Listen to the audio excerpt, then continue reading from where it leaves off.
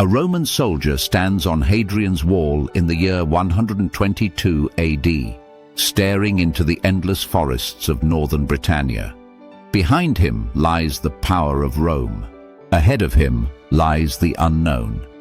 He cannot imagine that the empire he serves is already past its peak, and that its story began nearly 1,000 years earlier, with blood, myth, and ambition.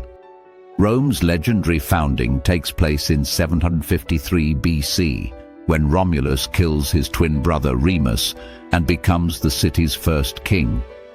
Whether myth or memory, the tale captures Rome's spirit, rivalry, violence, and destiny.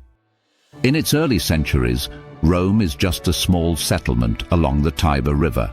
It is surrounded by stronger rivals, the Etruscans to the north and wealthy Greek colonies to the south.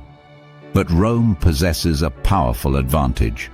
It absorbs conquered people rather than destroying them.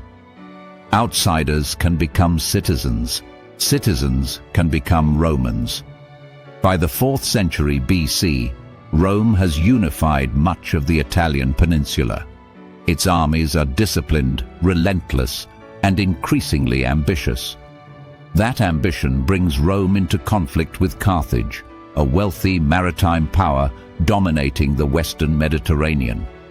Their rivalry sparks the Punic Wars, some of the most brutal struggles of the ancient world. In 218 BC, Hannibal Barca does the unthinkable. He marches an army and war elephants across the Alps directly into Italy. Rome suffers devastating defeats at Trebia in 218, at Lake Trasimene in 217, and at Cannae in 216 BC, where more than 50,000 Romans fall in a single afternoon. Any other republic would have surrendered, but Rome refuses to negotiate. It raises new armies and fights on. The turning point comes at the Battle of Zama in 202 BC, where Scipio Africanus defeats Hannibal once and for all.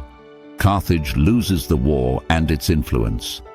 By 146 BC, Rome destroys Carthage completely, and in the same year, Greece falls under Roman control, linking Roman strength with Greek culture.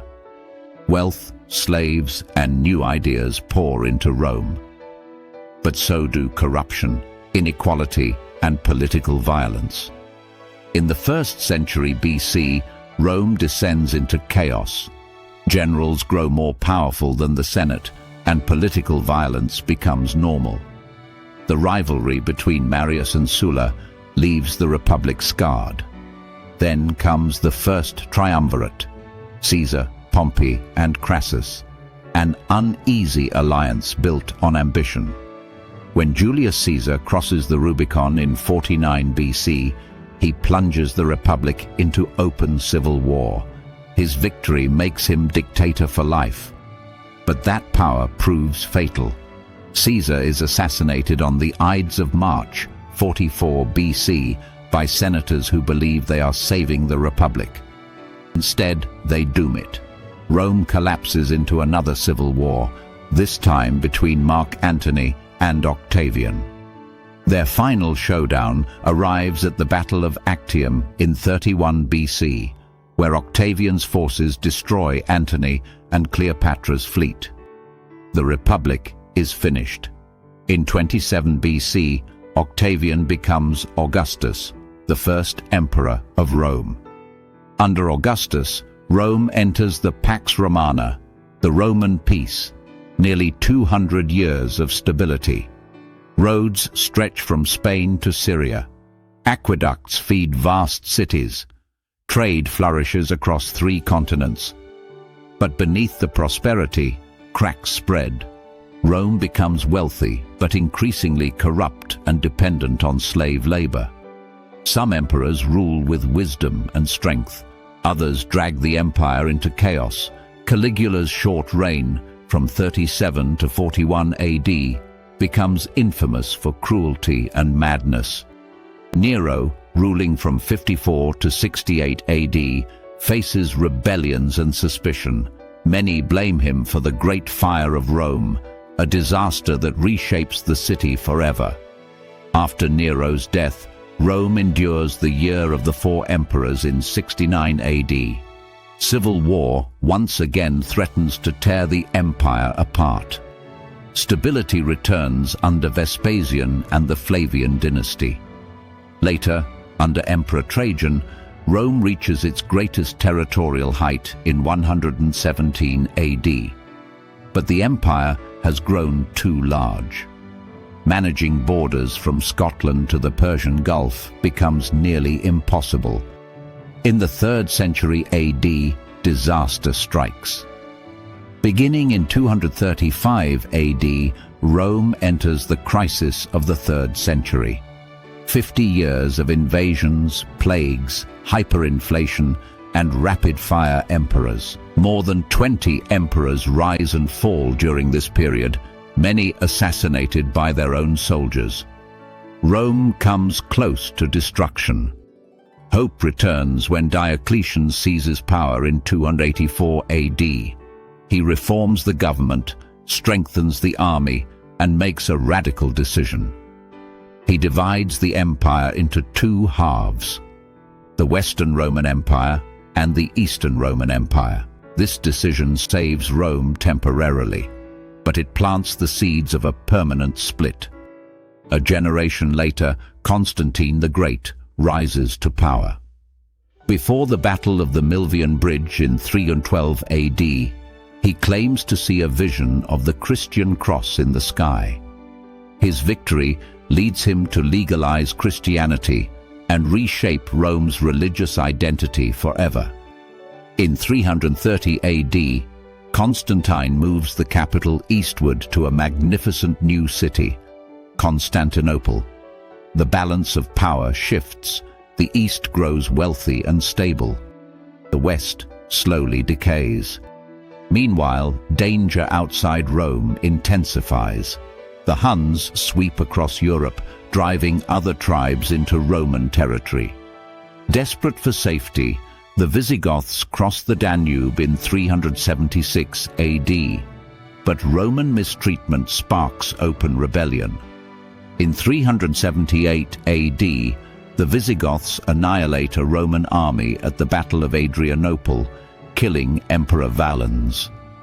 It is one of Rome's worst defeats. From this point forward, Rome is no longer invincible. Barbarians are no longer raiders. They are settlers, soldiers, and sometimes allies with their own ambitions. In 410 AD, the Visigoth king Alaric marches into Rome and sacks the ancient city. It is the first time in nearly 800 years that Rome falls to a foreign enemy. The shock echoes across the world. The Western Empire limps on, weakened and divided. The Vandals conquer Carthage in 439 AD, striking at Rome's economy. The Huns, under Attila, rampage across Gaul and Italy in the 440s and 450s. Roman generals now depend heavily on barbarian mercenaries, who hold more power than the emperors they serve. Finally, in 476 AD, a Germanic commander named Odoacer deposes the teenage emperor Romulus Augustulus. The Western Roman Empire ends not with a final glorious battle, but with a quiet dismissal. Yet Rome does not vanish. The Eastern Roman Empire, the Byzantine Empire, survives for another 1,000 years, preserving Roman law, culture, and identity. The legacy of Rome defines the world long after its fall. Our languages, laws, architecture, and systems of government all carry Roman fingerprints. Back on Hadrian's Wall, the soldier in 122 AD could never have imagined the centuries ahead. The civil wars, the plagues, the migrations, the final collapse. Rome rose because it was adaptable, bold, and relentless. It fell because it became too vast, too divided, and too confident in its own immortality. But its influence, its ideas, its engineering, its culture remains one of the most powerful forces in history. 2,000 years later, Rome still shapes our world.